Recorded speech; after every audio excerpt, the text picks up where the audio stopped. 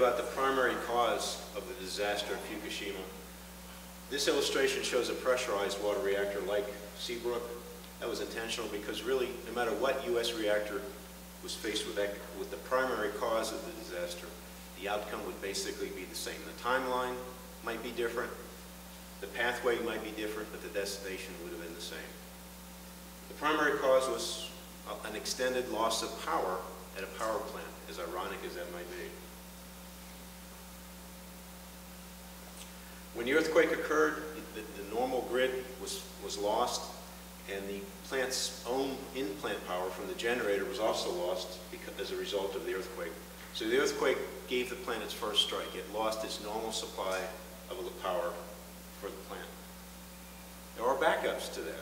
Each reactor had 2 emergency diesel generators at the site, installed there for the primary purpose, or the sole purpose, not primary, of providing electricity to important plant equipment if the normal source of power was lost. Within 6 seconds or so, 6 to 10 seconds, the emergency diesel generator started and were providing that job of providing electricity to important plant equipment. Not everything, but enough to cool the reactor core and maintain the containment integrity. Then the tsunami arrived. In Japan, they put the emergency diesel generators in the basement of the turbine building. That provided maximum protection against earthquake, because if you put something heavy up on stilts and then shake it, it falls. But if you put it down low and shake it, it stays there. So it was maximum protection against the earthquake. They survived the earthquake, but it's not real good protection against floods. And none of them, well, one of them survived. 1 of the 12 survived the tsunami waves. So the tsunami came in and wiped out the emergency diesel generators to give the plant its second strike. There's a backup to the backup. This plant, as almost all U.S. plants have, were banks of batteries that provide enough power for 1 safety system per reactor. In Japan, the battery banks were sized to last for 8 hours. In U.S. plants, most of our reactors are designed for 4 hours, so the chances of our reactors surviving better with half the capacity is probably slim. At some point during the accident, the batteries were depleted, giving the plant its 3rd strike, and they weren't bowling, so it wasn't 10 strikes they're going for. It was more like baseball. They were out. This is a chart from an NRC study done years and years before Fukushima that shows what happens when you lose normal power supply, the backup power supply, and the batteries. And Fukushima was very courteous in following the timeline that had been established years and years ago. The green dotted line vertical is 4 hours. That's what U.S. plants have battery capacity for. The red dotted red line is 8 hours.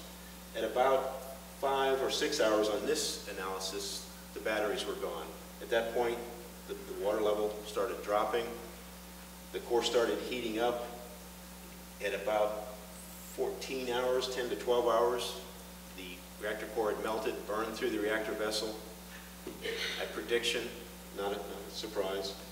And a few hours after that, the containment failed.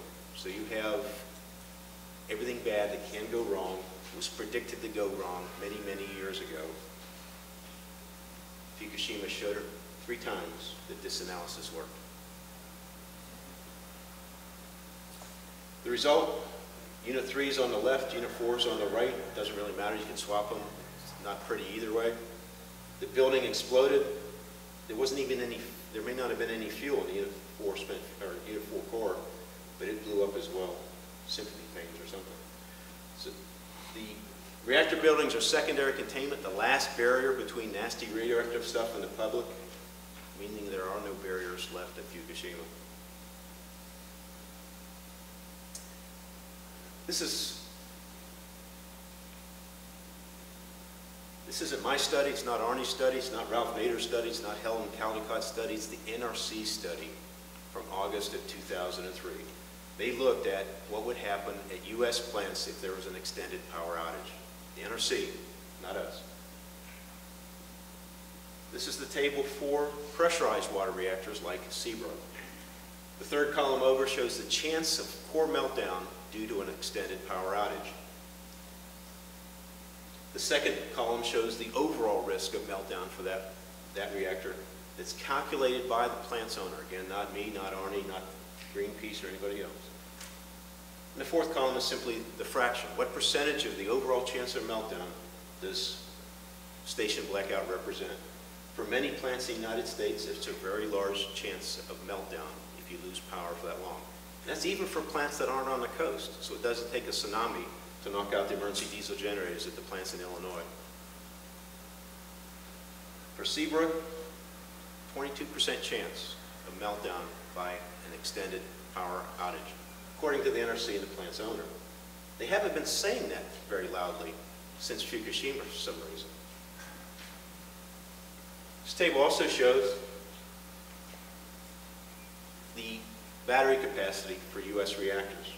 All the red circles are 4-hour plants. 8 hours wasn't enough for Fukushima.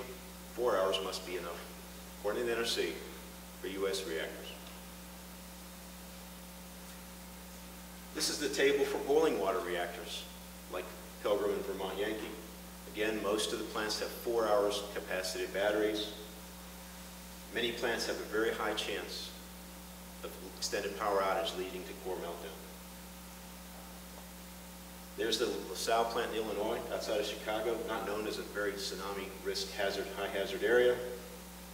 80% chance of core melt due to extended power outage, which means it's equal to 4 times the risk from all other causes combined. That was the primary cause, and why our plants aren't all susceptible to tsunamis. They are susceptible to extended power outages. The August 2003 outage, Hurricane Andrew went through Turkey Point, knocked it off, took its power out for 4 days. I live in Tennessee, just across the border in Alabama. Tornadoes a couple of weeks ago knocked the Browns Ferry plant for a loop, literally for a loop, loss of offsite power. They were several days without electricity. Fortunately, their diesel generators worked. Well, most of them worked. They had a few failures, but they worked overall to prevent the hydrogen explosions. The contributing causes, that was the primary cause, loss of power. The contributing cause was inadequate procedures. While I worked for the NRC, I taught emergency procedures to NRC inspectors. These are some of the charts we used to train them. These are identical to the ones that are used by the operators at Pilgrim, Vermont Yankee, and boiling water reactors in the United States. They provide a lot of information on how to deal with power control, water level inside the reactor vessel, pressure inside the reactor vessel for all kinds of various scenarios. But that really only works when the accidents follow the script. All of this is based on the assumption that we get power back within 4 hours, because that's what we assume. So therefore, by fiat, power is restored within 4 hours. In Japan, they assumed it was restored within 8 hours. So if the accident doesn't follow the script, if the power doesn't come back when it's assumed to, the operators have no guidance at all on what to do. And they handled that very well. They had no guidance. They had no options. It wasn't much that you can do, though. They have a bunch of pumps, a bunch of motors, none of which work without power. So they could have pointed to the various pumps that wouldn't work, but they couldn't point to any that would work. This is an unabridged listing of all the emergency procedures that exist for dealing with spent fuel pool accidents. Every single one of them is listed here. The good news is that the operators can neither forget nor violate procedures that don't exist. I did say I worked for the NRC for a year. We can look at the good thing of anything. We think that's an area that needs to be, a gap that needs to be filled. It'd be nice for the operators to have procedures in case there was a spent fuel pool accident at a U.S. plant. That's our story.